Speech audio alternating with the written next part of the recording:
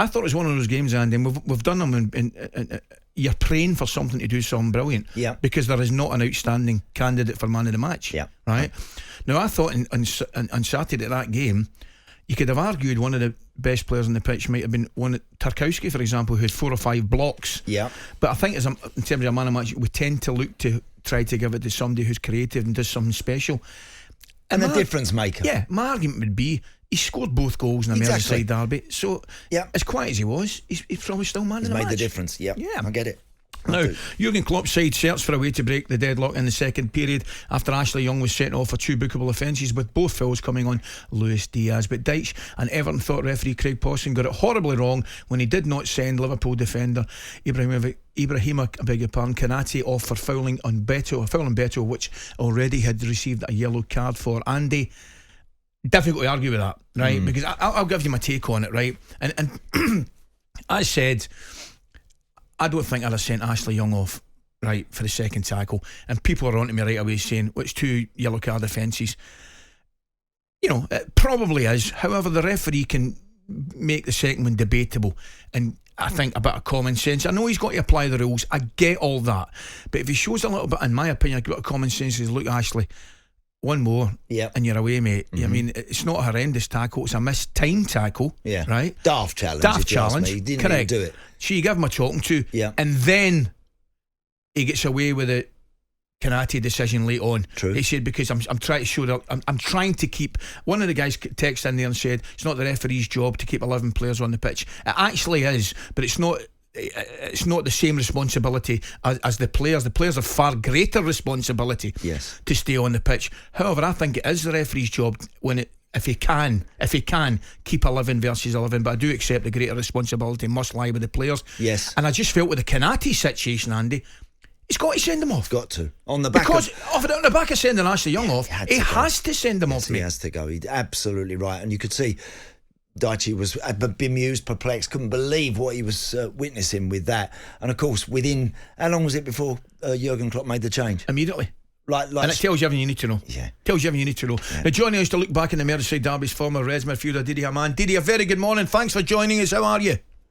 Well, all good. Morning, guys. Good morning, Good Didi. stuff, Didi. Listen, mate, I was at the game. I've got to say, I didn't think it was a spectacular Merseyside derby by any stretch of imagination. I thought Liverpool were definitely the better side, but I thought the sending off kind of spoiled the game for all the supporters, in the respect that it completely changed Everton's outlook, made them go 5 at the back with 3 in front, you know, and from then on it looked as though it was only going to be a matter of time.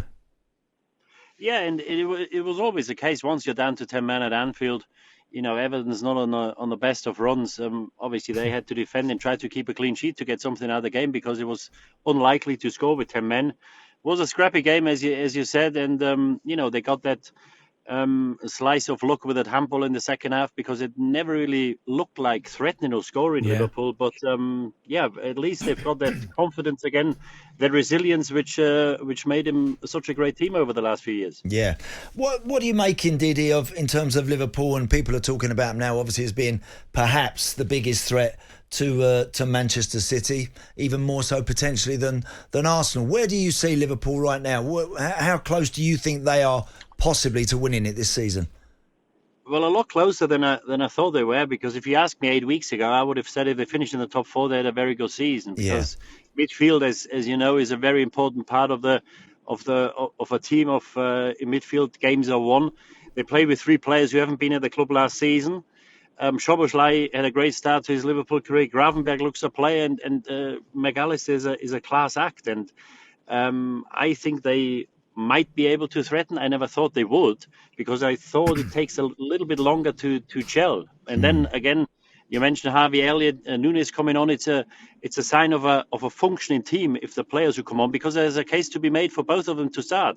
They didn't, but when they do come on, it's not for the first time this season. The players off the bench changed the game, and it's very positive signs. And I've got to say, I'm mighty impressed by what I saw so far from Liverpool. I've got to say to you, Didi, I mentioned, you know, a little bit disappointing in the game, but and you mentioned the great front players that Liverpool have from mid to front. Although I've got to say, I thought Tsimikas did okay, but I definitely think they missed Andy Robertson on the left hand side.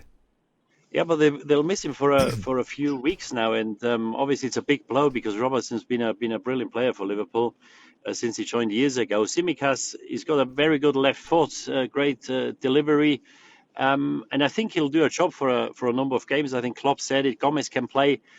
Sometimes they just have to get by now because, as you know, it's very hard to have a left back or a backup player who's equally as good as the ones who start. And I think Tsimikas, he does a job, and they just have to get by now for the next few weeks.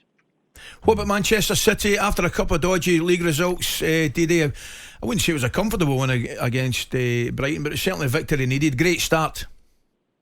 Yeah, they look the part, and obviously we are not used to them losing 1 or 2 games on the bounce, but they are the benchmark. In the Premier League, also in the Champions League, a wealth of talent, and I think if you finish above City this season again, I think you'll win the league.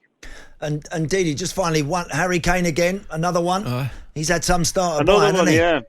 Yeah, he had a very good start. They're not playing well, and he doesn't really take part in the game because at the moment they really rely on the moments of brilliance from Sané, from Musiala. Yeah. So he hasn't got as many touches, I'd say, as he had at Spurs. Right. But it shows what a good player he is because he's got 9 goals in 8 games now. He's loving life in Munich, as I hear, and it couldn't have been a better start to his career in Bayern Munich. Brilliant, Didi. Thanks very much for your time this morning, mate. You have a good day. Take care. talkSPORT Breakfast, waking you up Monday to Friday morning from 6 a.m. on AM, on DAB, via the talkSPORT app and on your smart speaker. talkSPORT.